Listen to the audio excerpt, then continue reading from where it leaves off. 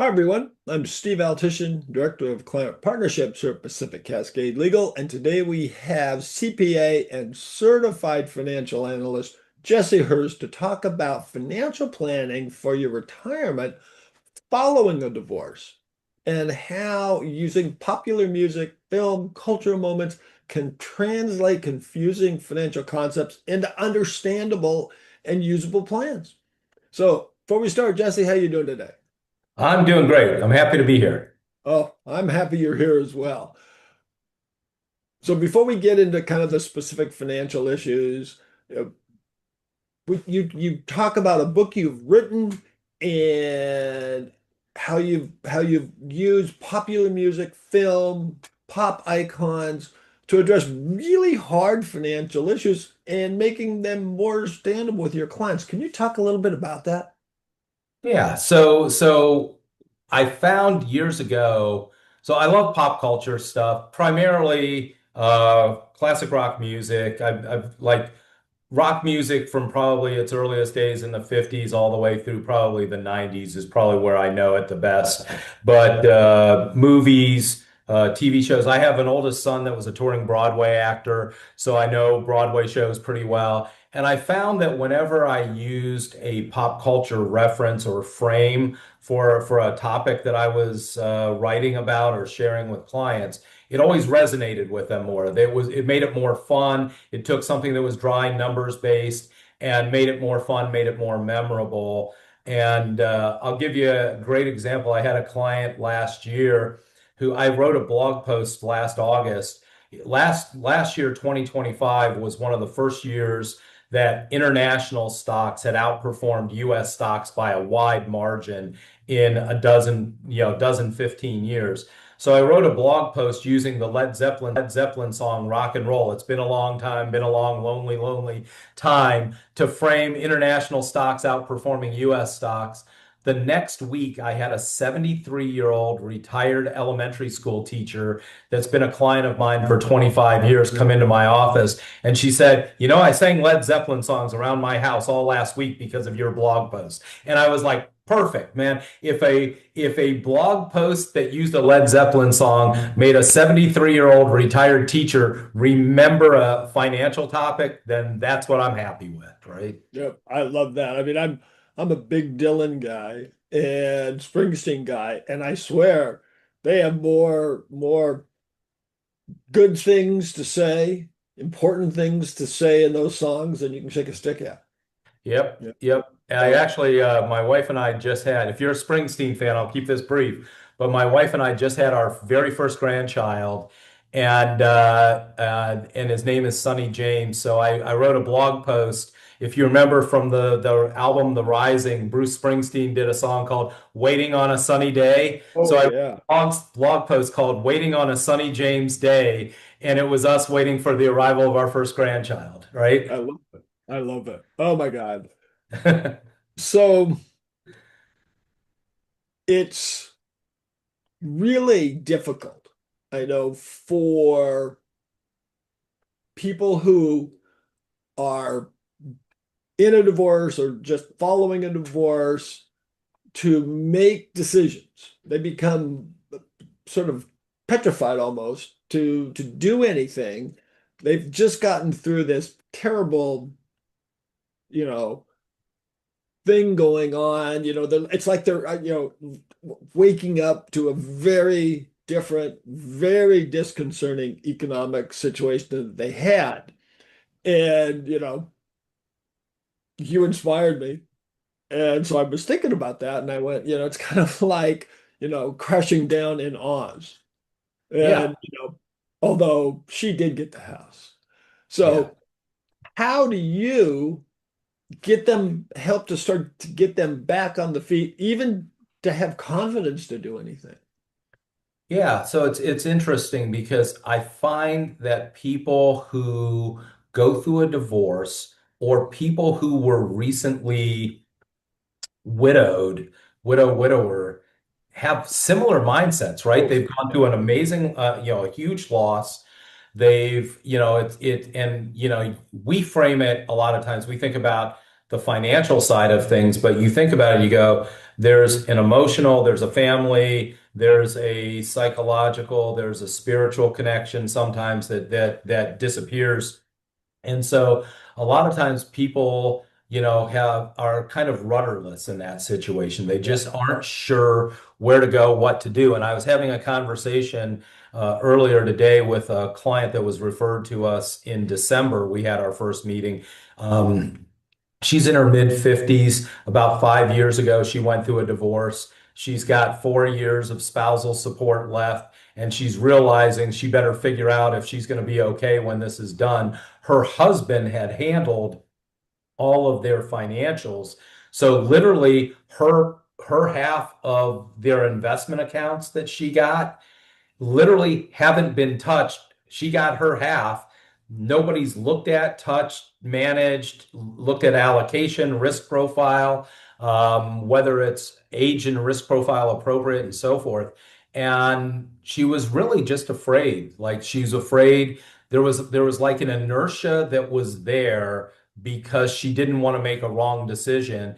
And so I think a lot of it's just taking some small steps, getting some small wins, and helping people feel confident that, hey, let's again start with financial planning. Let's look at where you are. Let's look at where you want to go. Do we have the resources to get there? If not, what levers do we need to pull in terms of how much income you need to make? How long you need to work, when you need to claim Social Security, all of those types of issues that will allow us to be successful. And then a lot of it really just comes down to financial education and this is where I think some of the pop culture references come in handy because I can sit and talk about alpha and beta and standard correlation, standard deviation and correlation coefficients all day long, and it's not going to mean anything to somebody, right?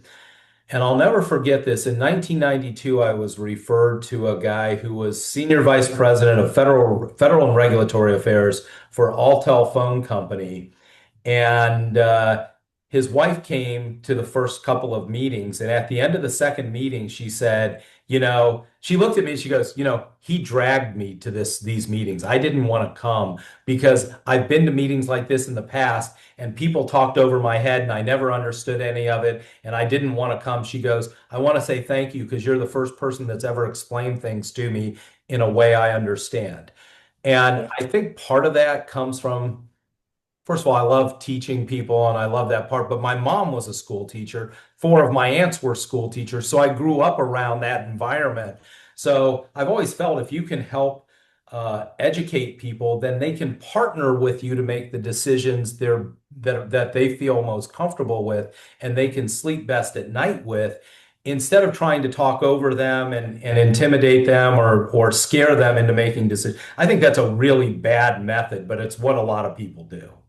Yeah. And as in divorce, that kind of gets really complicated because they're having to make decisions on what to take out of it. There's a house, like I said, there's a 401k maybe, there's IRAs, there's Roths, there's, all these different things. And they're just sort of a lot of time looking, going, well, you know, who do I talk to? Just say, well, should if I load up on just this, is that bad or this good? I mean, it's coming to people like it's like a puzzle. They got to put together a puzzle. Well, I'm glad you said that because, right, if you look at the cover of my book, right, it's all the puzzle pieces that are there. I actually wrote the book Poponomics, right, which is using pop culture references to frame economic and retirement. The name of the book is Poponomics: 12 Relatable and Not Boring Pop Culture Insights for Retirement Success. And the 12 chapters are literally put together as the 12 puzzle pieces you need to put together to create your own unique retirement success. You know, and they haven't laughed for a while. And they're in a divorce. Everything's been serious. Oh And yeah. getting some like relief from Yeah. that. It sounds like a great book to just sort of like okay, I'm gonna now start to breathe. This guy's, it's kind of funny. It's kind of, but I understand it. It makes me kind of feel like I can start to do something again. Yeah, well, and it's I like humor. I find humor in a lot of things in life. I tell people all the time that you don't have to make things up. You just have to pay attention to what goes on in real life.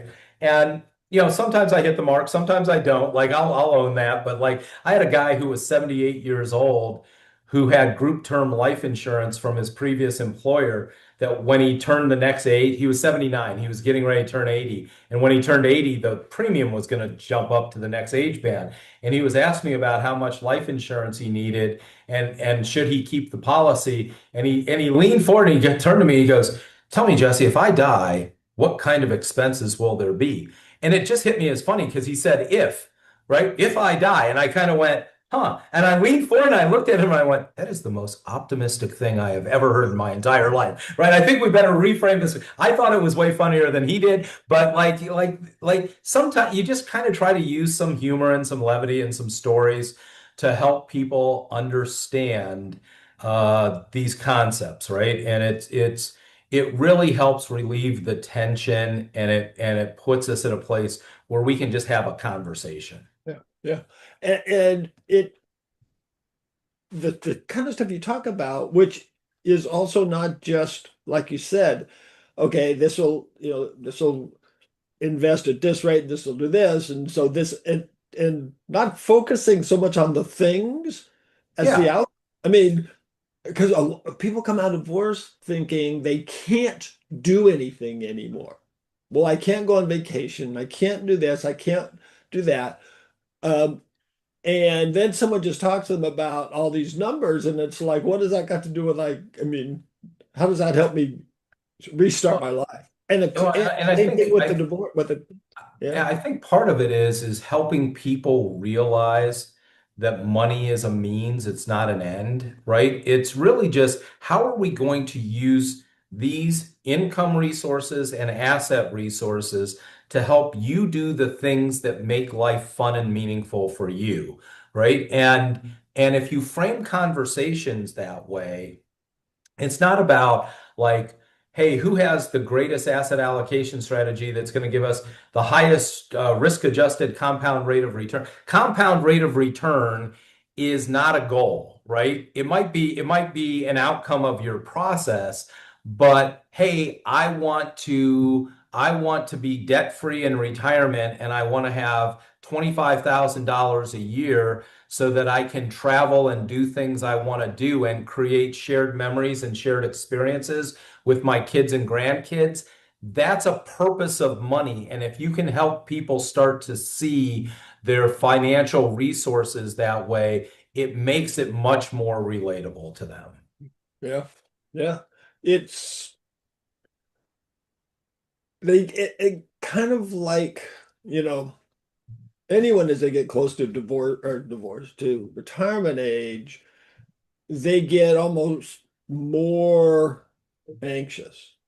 And it's like I I'm a I'm trying to save money, and then I get to retirement age, and what do I do? I mean, this is a whole new thing. Do I spend? Do I save?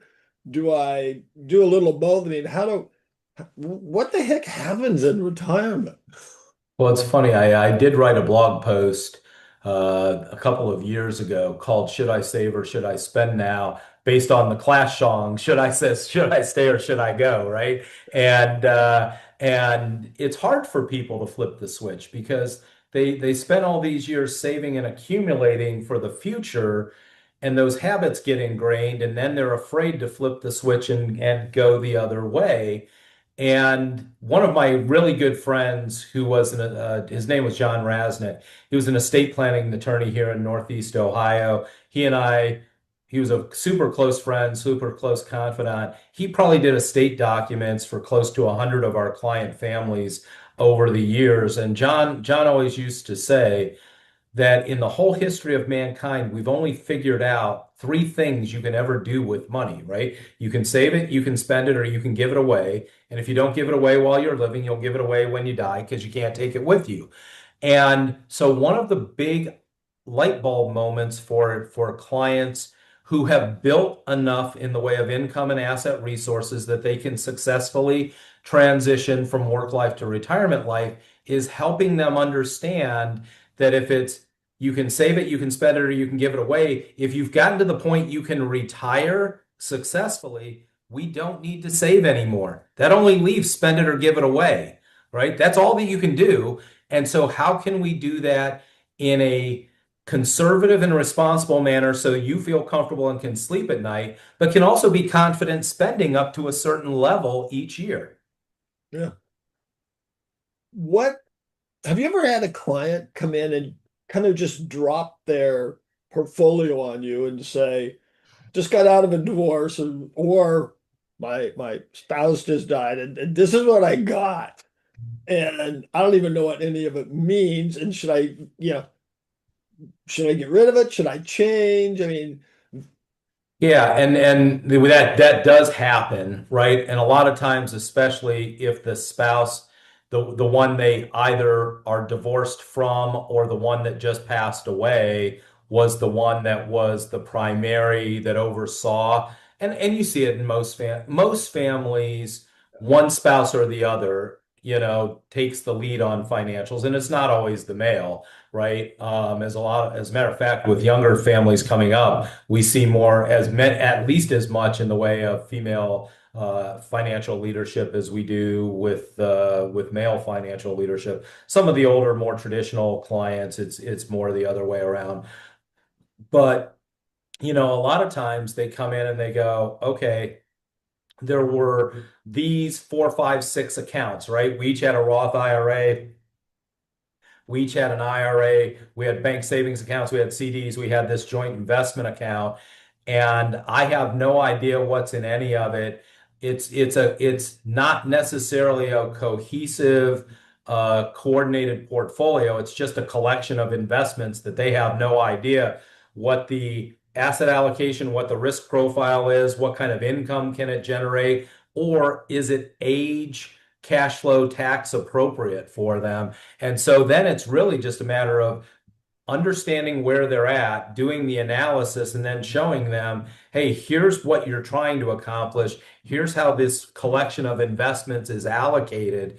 And then the big issue that's really different between a divorce situation versus a widower where you lost a spouse is, if you got half of the investment accounts when you divorced, you still have the original cost basis in those investments. Whereas if somebody passed away and assets stepped up to date of death valuation, there's significantly different tax planning issues that need to be taken into account in those yeah, scenarios. yeah, I imagine there's that issue as well, just sort of depending on the account. Yeah. Yeah, Well, I'll it, tell you, one of the weird things that happens a lot of times with the widower, I'll never forget this.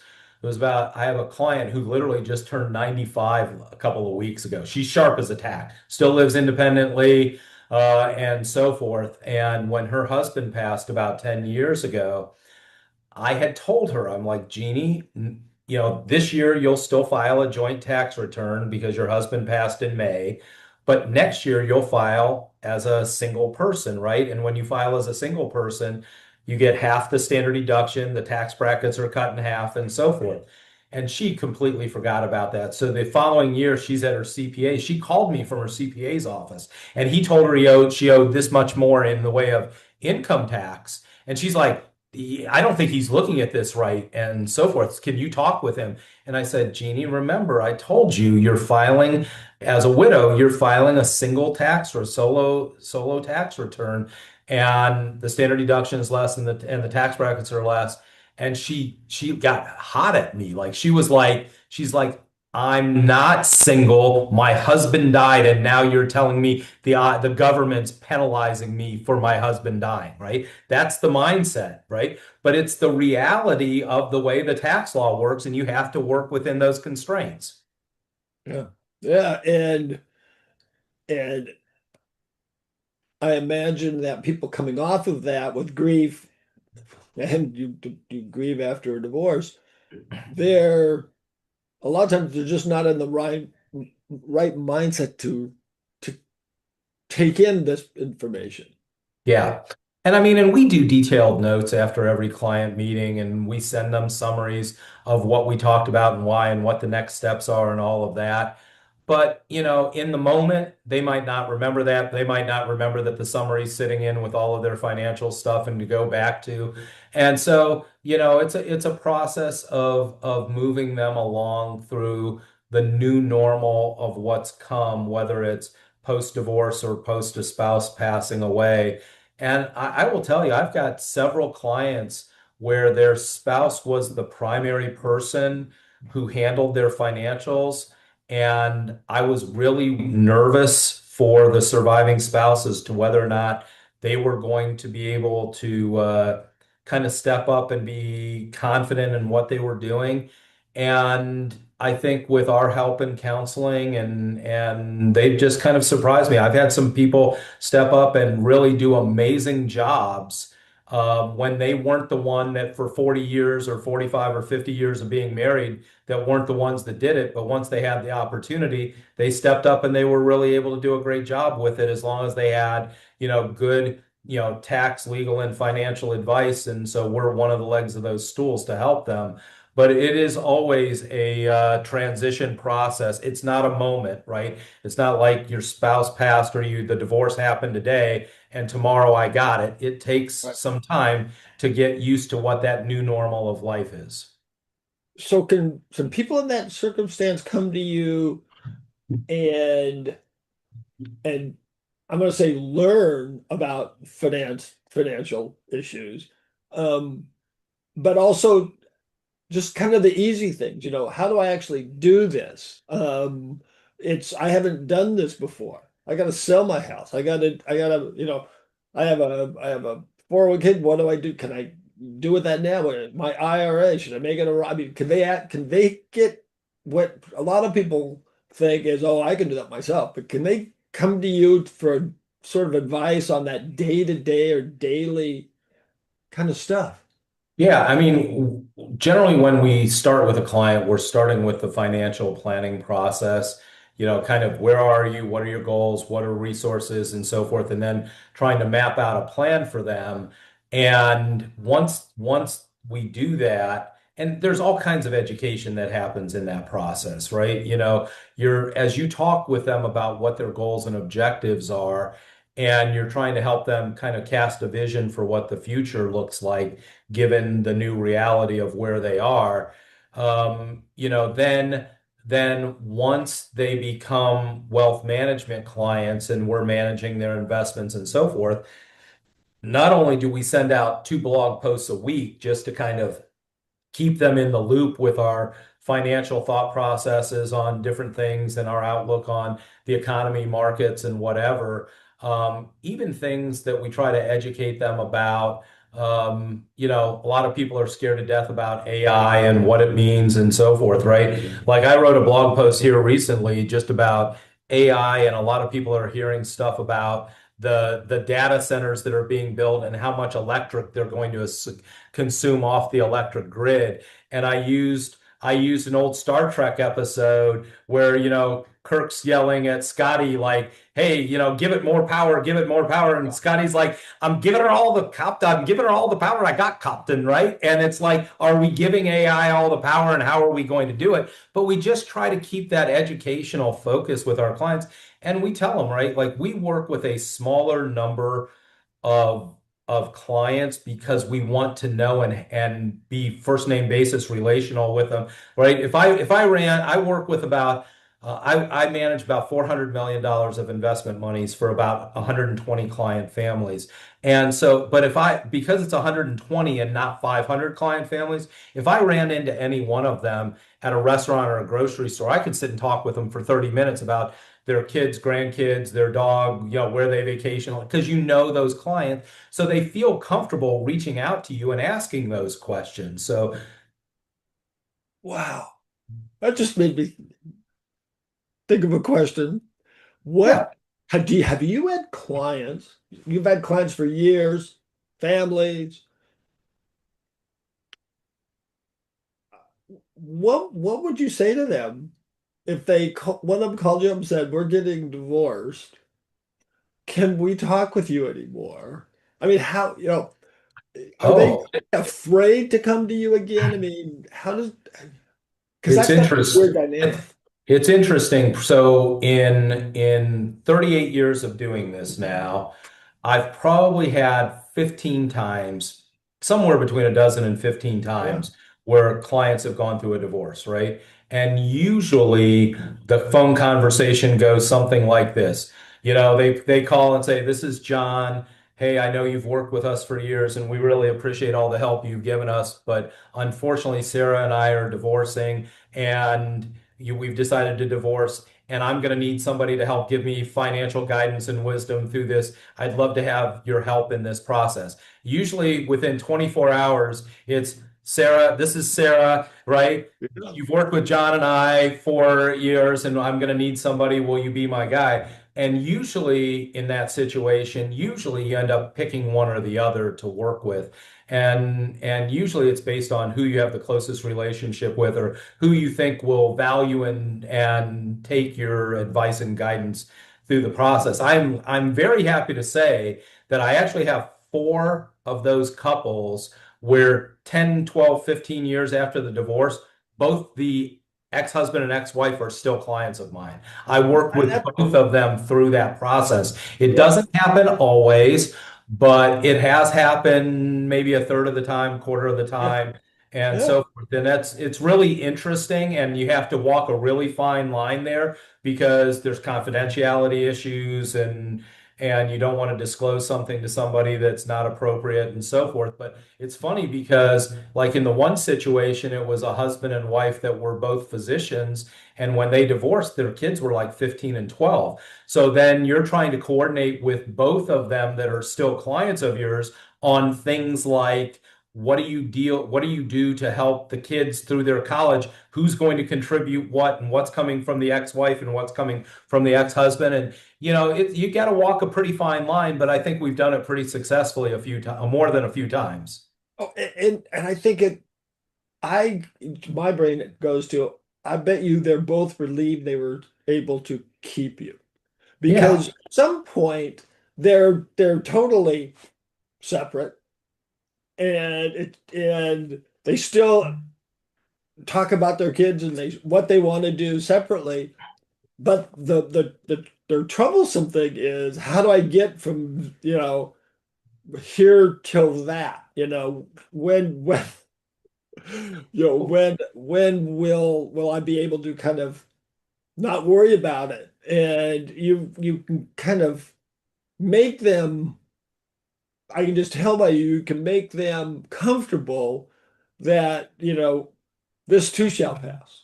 yeah, and yes, which was the I think it was All Things Must Pass was the Yeah. George Harrison album that was released right after the Beatles broke up, right? And All Things Must Pass, right? But it does, and it's kind of like when you have on the flip side, right? I've had couples where they've each been divorced previously and then get married.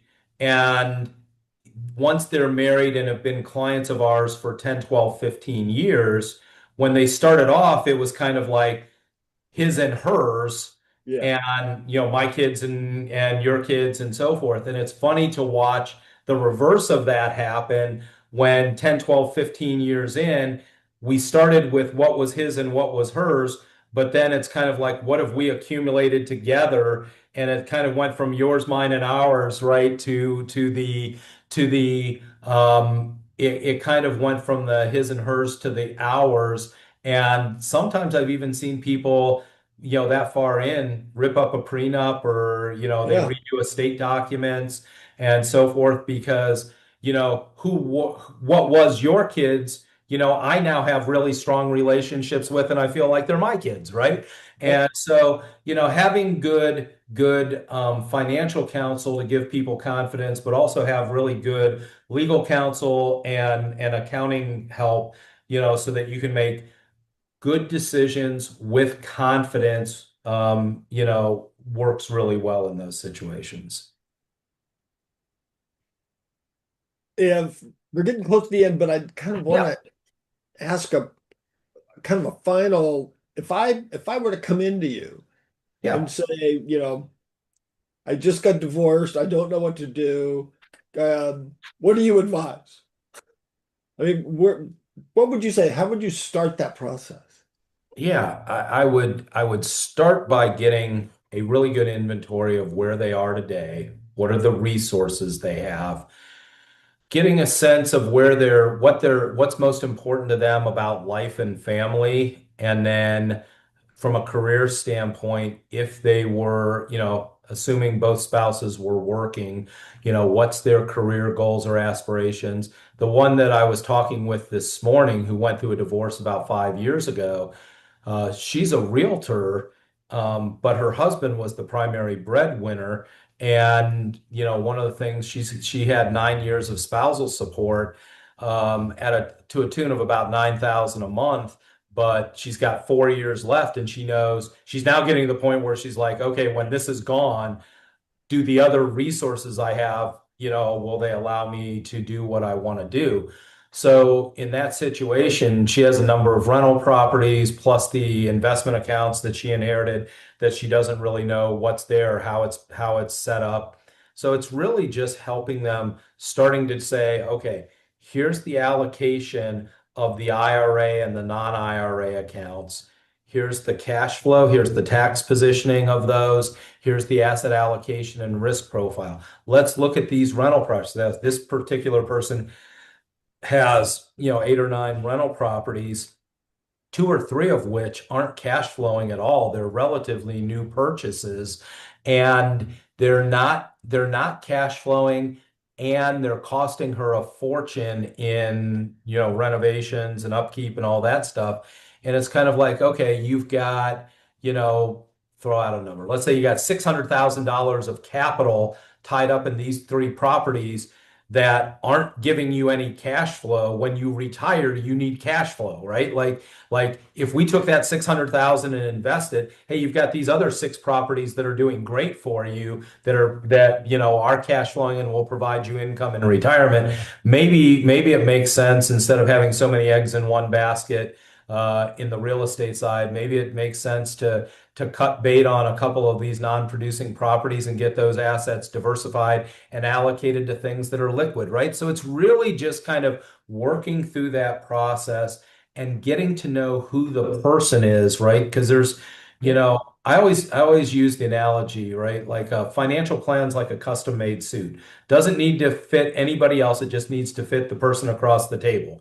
And that's why I think the other piece, and I'll finish with this, right?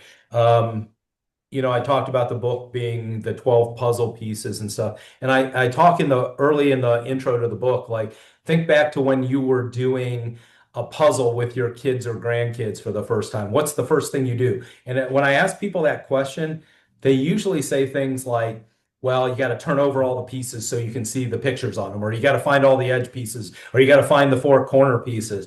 And I'm like, okay, that's great. But I think the most important thing is you got to look at the box, because you got to know what you're trying to solve for. Because if you don't know what the picture is, you got no Yep. idea what we're trying to solve for. And it's the same thing with successful financial planning, retirement planning, post-divorce planning, whatever it is we've got to be able to cast that vision for what the picture on their financial success box looks like, so you can start putting together the pieces the right way. That is such a great piece of advice because that's what people end up not doing after divorce a lot is they don't look to what is the picture just because they're so, in the minutia. Yeah, Uh, yeah, oh my yep. gosh. Wow. Unfortunately, we're out of time, but thank you so much, Jesse, for being here today. Yeah, it was a lot of fun. Went fast, but hope we covered some good territory. Oh, we covered great stuff. We just covered great stuff. And I know what I like about this is that you encourage both parties in if you have a family to be involved and that makes it so much easier whether they use you or not if they happen to get divorced. Yeah, Or when someone dies. I mean, they're not just, oh, I don't know anything. no So question.